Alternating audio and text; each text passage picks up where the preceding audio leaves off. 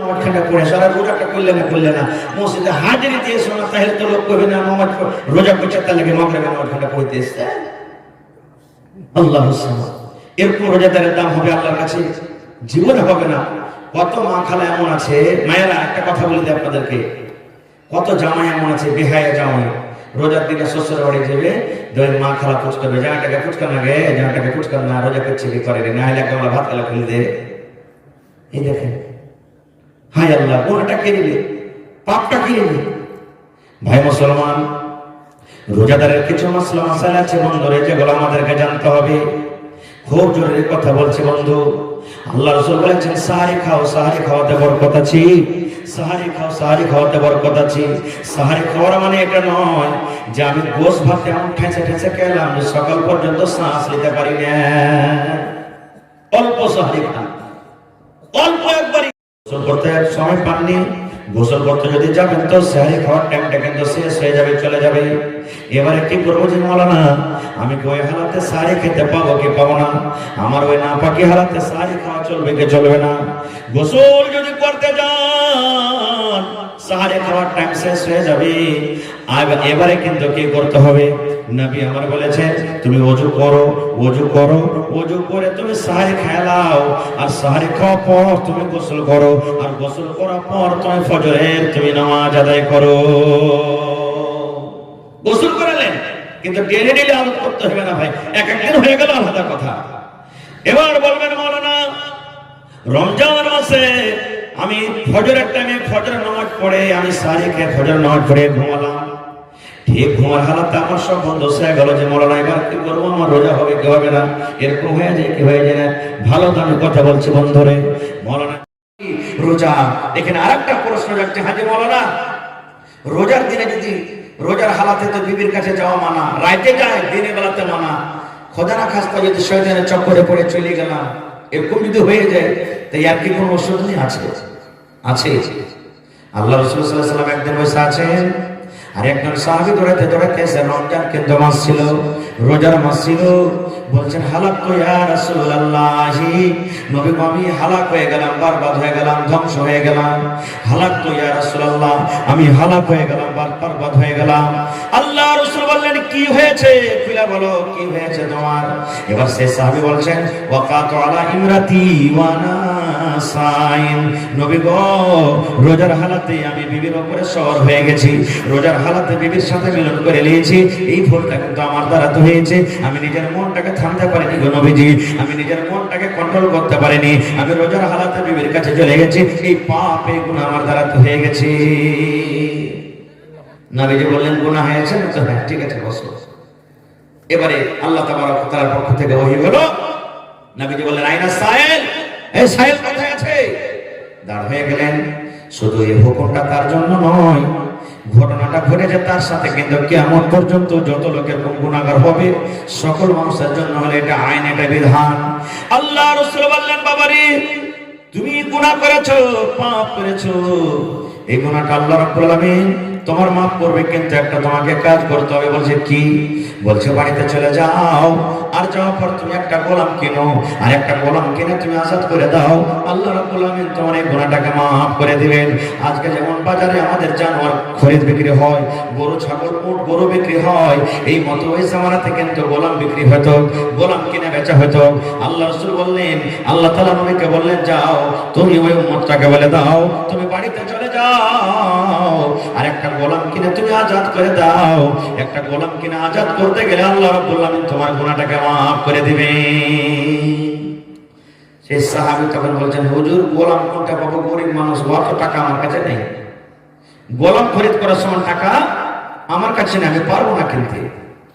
2 নম্বর নবী বললেন এক কাম করো, শাহরাইনে মুতাতাবিআইনি, এক লাগাতার 2 মাস তুমি রোজা করো। কয় মাস? 2 মাস রোজা করো। তুমি গোলাম আজাদ করতে পারবে না তো 2 নম্বর জরিমানা হলো, 2 নম্বর কাফারা হলো। 2 মাস তুমি এক লাগাতার রোজা রাখো, একটা রোজা ছাড়তে পাবে না। এবার তখন সে সাহাবী বলছেন হুজুর 1 মাস রোজা করতে গিয়ে এরকম ঘটনা ঘটে গেল, আর 2 মাস রোজা কেমন করে করবে, এটা আমার দ্বারা তো সম্ভব না, আমি করতে পারবো না, এটাও পারবো না নবীজি। 2 মাস রোজা কি এখানে আছে, এটাও পারবো না করতে। আল্লাহ রাসূল বললেন, রে আমার সাহাবী, 2 মাস তুমি রোজা করতে পারবে না, 3 নম্বর তোমার জরিমানা হলো বাড়িতে তুমি চলে যাও আর 60টা মিসকিনকে তুমি খুঁজে খুঁজে খানা খাওয়াও। মালদারকে খাওয়া চলবে না, ধনীকে খাওয়া চলবে না, টাকাওয়ালাকে খাওয়া চলবে না, 60টা তুমি ফকির মিসকিনকে খুঁজে খুঁজে পেট ভরিয়ে খানা দিয়ে দাও। আল্লাহ রাব্বুল আলামিন তোমার এই গুনাহটাকে মাফ করে দিবেন। এবার তখন সাহাবী বলছেন, হুজুর, আমি নিজের পেটে দানা দিতে পারি না, আমার নিজের বাড়িতে খানা নাই, কেমন করে আমি ফকির মিসকিনকে আমি খানা দিব? নিজে তো আমি গরিব, কেমন করে লোককে আমি খানা দিব? এবার নবীজি কি বলবেন? এরই মধ্যে একটা লোক 1 বোরা খাজুর, 1 বস্তা খাজুর নবীর জন্য এনেছে, যে হুজুর লেন, আমি 1 বস্তা খাজুর দিলাম। নবীজি বলছেন, এই আল্লাহর বান্দা শুনো, এই বস্তার খাজুর নিয়ে চলে যাও আর মদিনাতে তুমি খুঁজো 60টা ফকির মিসকিনকে খুঁজে খুঁজে তুমি খাজুর কোটা দিয়ে দাও। তখন সেই সাহাবী বলছেন, হুজুর, কাকে খাজুর দিয়ে বেড়াবো? গোটা মদিনাতে যদি খুঁজতে লাগেন তা আমার থেকে গরিব আর কিন্তু কেউ নেই, তা আমি কাকে দিয়ে বেড়াবো? তখন নবীজি মুচকি মেরে একটু হাসলেন আর হাসার পর বলছেন, যা খেলে গেছে ছেলে ছেলেকে দিয়ে। তো বোঝা গেল কি, এরকম ঘটনা যদি আপনার আমার যদি হয়ে যায় জীবনে, তাহলে 3টা জরিমানা, 3টার মধ্যে একটা আদায় করতে হবে। গোলাম তো এখন পাওয়া যায় না, যুগ নেই। 2 মাসের রোজা, আর না হলে 60টা ফকির মিসকিনকে খানা দিতে হবে। আর একটা শুনেন, আল্লাহ রাসূল বলেছেন, যখন তুমি রমজান মাসে ইফতার করতে বসবে, ওরে সুবহানাল্লাহ, 5 মিনিট 10 মিনিট আগে তুমি ইফতার করতে বসছো। ওরে আল্লাহ, কেন বসছো? ওই একটা জায়গাতে দোয়া কবুল হওয়ার টাইম, দোয়া করবেন আল্লাহর কাছে, আপনার আল্লাহ দোয়া কবুল করবে। কখন কখন? সাবে কাদের রাতে দোয়া করবেন, আল্লাহ দোয়া কবুল করবে। ঝমঝম ঝমঝম করে মেঘ হচ্ছে, দোয়া করবেন, আল্লাহ দোয়া কবুল করবে। 3 ভাগ করে 2 ভাগ রাত কেটে গেল, 1 ভাগ রাত বেঁচে আছে, দোয়া করবেন, আল্লাহ দোয়া কবুল করবেন। এই মতো বন্ধুরে, আপনি যখন সাহারি ইফতারি করতে বসবেন, ইফতারি করার সময়তে আল্লাহর দরবারে যেটা চাই দোয়া করবেন, আল্লাহ রাব্বুল আলামিন কবুল করবেন। 5 মিনিট 10 মিনিট আপনি ইফতারের খানা নিয়ে বসে গেলেন, এবার ইফতারের খানা নিয়ে বসে আপনি আল্লাহর দরবারে ওই টাইমে দোয়া করেন, আল্লাহ আমার জীবনের গুনাহকে মাফ করো, হে রাব্বুল আলামিন আমার তুমি মুসিবতকে দূর করে দাও, আল্লাহ আমার ছেলেকে তুমি কামিয়াব করো, মা বাবা জাহান্নামে আছে কি জান্নাতে আছে আল্লাহ জানি না, মা বাবার জীবনের গুনাহ খাতাকে তুমি মাফ করে দাও। আল্লাহর দরবারে এরকম দোয়া করতে গেলে আল্লাহ রাব্বুল আলামিন কবুল করেন। আর ওই সময়তে জানেন আল্লাহ কত খুশি হয়, আল্লাহ কত খুশি হয়, এটা হাদিসের কথা বলছি বন্ধুরে। নবী আমার বলেছেন, যখন 5 মিনিট আপনি আগে ইফতারি করতে বসবেন, বারবার ঘড়ির দিকে আমাদের নজর যাবে কি যাবে না বলেন তো? যাবে। দানা কোটা আপনি লাড়বেন, একবার করে ঘড়িতে দেখবেন আর 4 মিনিট আছে রে, একবার দানা লাড়বেন আর 3 মিনিট আছে রে, একবার লাড়বেন আর 2 মিনিট আছে, যতই পিপাসা লাগে। কিন্তু বন্ধুরে 1 মিনিট আগে আমরা ইফতার করি না, করি কি? আল্লাহ রাব্বুল আলামিন ফেরেশতাকে বলেন, ফেরেশতা রে দেখ রে ফেরেশতা, আমার বান্দারকে তামাশা দেখ, এত কড়া দিনে সারা দিন না খেয়ে আছে, বারবার ঘড়ির দিকে দেখছে, আমার ডর তার ভিতরে গথরে, আমার দিকে দেখছে আর এই সময়ের দিকে দেখছে। ইচ্ছা করতে গেলে 1 মিনিট 2 মিনিট আগে ইফতার করতে পারতো, কিন্তু পারে না। এত আমার বান্দারা সবর করেছে রে ফেরেশতা, তার মুখের দিকে দেখ, তাকাইয়া দেখ আমার কাছে কি চাইছি, মুখ থেকে যেটা যাই দোয়া করছে, আমি আল্লাহ রাব্বুল আলামিন তার দোয়াটাকে রদ করব না, আমি আল্লাহ কবুল করে নিব। এবারে ইফতার করতে বসলেন, কি খেয়ে ইফতার করবে বলেন তো? কি খাবে? ভাত খেয়ে ইফতার হবে না? বিড়ি খেয়ে হবে? হবে না? মেলায় মানুষ হাট গেছে, ছোট ছেলে রোজার দিন ছিল, আমি রোজা করছি, ঘটনা আল্লাহ জানি ভুলে রেখে ছোট ছিল, হাট গেছে। আস্তে আস্তে দেখছি হাটে কিচ্ছু নিলে না, কোমরে বিড়ি ছিল, তুই ধরিয়ে রোজা করলে সুবহানাল্লাহ, চলে না ভাই? নবী আমার বলেছেন, হে আমার উম্মত রে, তুমি ইফতার করবে তো খাজুর খেয়ে ইফতার করো। কি খেয়ে? খাজুর খেয়ে ইফতার করো। আপনার কেলা রাখা আছে, সস রাখা আছে, কচড়ি আছে, জিলাপি আছে, কিশমিশ আছে, খাজুর আছে, ঘুগনি আছে, মুড়ি আছে, কত রকম আছে। আল্লাহ রাসূল বলেছেন, আমার সুন্নাত তরিকা হলো খাজুর খেয়ে তুমি ইফতার করো আর বিসমিল্লাহ বলে ইফতার করো। এই যে আমরা আগে ইফতার করতাম, আল্লাহুম্মা লাকা সুমতু ওয়া আলা রিজকিকা, এটা সহিহ হাদিস। বিসমিল্লাহ বলে ইফতার করতে হবে, শুধু বিসমিল্লাহ। বিসমিল্লাহ বলে খাজুর মুখে দিয়ে দিন। খাজুরটা যখন খাওয়া হয়ে গেল, এবারে তখন আপনি শরবত গিলাসে যা আছে পানি আছে পানি খান। তারপরে তখন এই দোয়াটা পড়তে হবে, যাহাবাজ জামাও ওয়া বিতাল্লাতিল উরুতু ওয়া সাবাতাল আজরু ইনশাআল্লাহ। খাজুর খেয়ে ইফতার করে নিলেন। এবার কেউ হাজী মাওলানা ভোরটা হয়ে পানি পটাতে চলে গেছি, আর খাজুর নেই, কি করবো? বা খাজুর ছিল বাড়তি আছে, শর্ট হয়ে গেছে খাজুর, কি করবো? নবী আমার বলেছেন, খাজুর যদি তুমি না পাও, খাজুর যদি তোমার না আছে, পানি তোমার কাছে আছে, পানি আছে, বিসমিল্লাহ বলে তুমি এক ঢোক মুখে পানি দিয়ে দাও আর ইফতার করো। আর তারপরে তোমার রোজে রুটি বাড়তে যা আছে সেগুলো তুমি খাও, ভাত খাও, রুটি খাও, ঘুগনি খাও, মুড়ি খাও, যা আছে তুমি খাও। এবার কিন্তু প্রথমে তুমি খাজুর, আর খাজুর না পেতে গেলে বিসমিল্লাহ বলে তুমি পানি মুখে দিয়ে দাও। এটা হলো কি সুন্নাত তরিকা। এরপরে যদি কোনো আমল করে কোন মানুষ নেকি বেশি পাবে। দেশি খাজুর আপনাকে খাইতে হবে না, সব জিনিস আপনি কিনছেন, এক পকেট যদি আপনি খাজুর নেন, 1 টাকায় যদি খাজুর আপনি প্রত্যেক দিন নেন, কত খাজুর লাগবে? 2-3 পকেটে আপনার হয়ে যাবে, হবে না? শুধু সুন্নাতের উপর আপনি আমল করবেন। জাফর খেতে গেছেন, সব দিয়েছে, খাজুর দেয়নি, উল্টা হয়ে গেল সুন্নাতের। ইফতারি হয়ে গেল, এটা কোনো কথা নয়, কিন্তু নেকি নেকি হয়ে গেল। আর একটা কথা বলে দিই, কত ভাইকে রোজার ইফতারিতে জাফর দেয় না? কত ভাই এমন আছে, ওর মেজাজ কেমন দেখেন, ও রোজা তো খুলতে যাবে কিন্তু ওর বাড়ির দানা পকেটে নিয়ে যাবে। হ্যাঁ, গোটাই দিন রোজা গেল, ওয়াকে দিতে যাবো?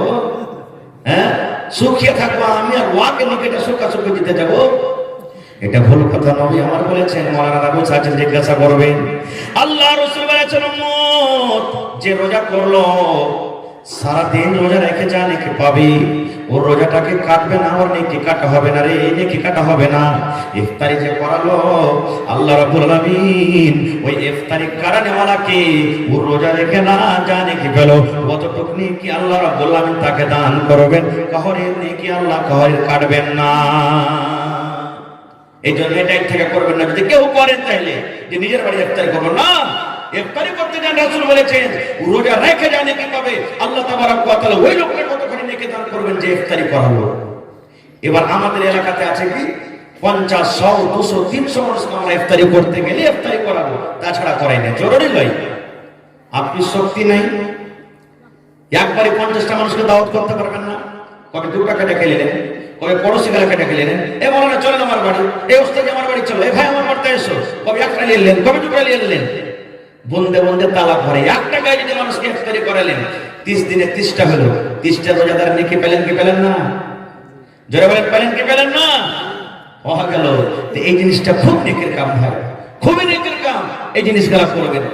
আর একটা কথা কি, যে এই রমজান মাসে কত ভাই এমন আছেন যে ভগবান এমনি দিন সাড়ের মতন ঘুরে বেড়াবে, আর যেমনি রোজার মাস আসবে মেডিকেলে যায়, ভাইরে গ্যাসটা খুব পেরেশান ভাই, আর করবেন না, এই 100-200 টাকার দাওয়ালি নেবে, আর নিয়ে যুদ্ধ দেখাবে, দেখতে পারে দাওয়ালি পড়াচ্ছে, চলে না ওকে। আর যেমনি রোজা পার হলে দেখেন ওকে কে পারবে, 2-4 জনকে একটা হিলিয়ে দিবে। আমার নবী বলেছেন রোজা কার জন্য আল্লাহ রাব্বুল আলামিন ছাড় দিয়েছেন, কার জন্য? দেখেন, যদি কোনো বেমারি মানুষ, এমন বেমার হয়েছে রোজা রাখতে পারে না, সারি খেতে পারে না, চলতে চলতে পারে না, এমন বেমারি হয়েছে রোজা রাখার শক্তি নেই, বেহুঁশ হয়ে যায়, ওই লোকের মতো নবী বলেছেন যে ও রোজা রাখবে না। যদি জীবনে ভালো হওয়ার চান্স না থাকে ফিদিয়ে দিবে। একটা রোজার বদলে 100 কিলোকের চাল ফকির মিসকিনকে দান করতে হবে। একটা রোজার বদলে 100 কিলোকের চাল ফিদিয়ে। এমন বুড়া, এমন বুড়ি হয়েছে রোজা রাখার হিম্মত নাই, শক্তি নাই, এরা ফিদিয়ে দিবে। কিন্তু একটু পেটে ব্যথা, মাথাতে ব্যথা, রোজা ছেড়ে বসে আছে, চলবে না, চলবে না এদের জন্য।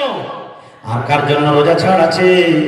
আমার মা খালারকে মহিনের পেটে সন্তান আছে, 5 মাস 6 মাস সন্তান, রোজা রাখতে পারে না, রোজা রাখতে গেলে কষ্ট হবে।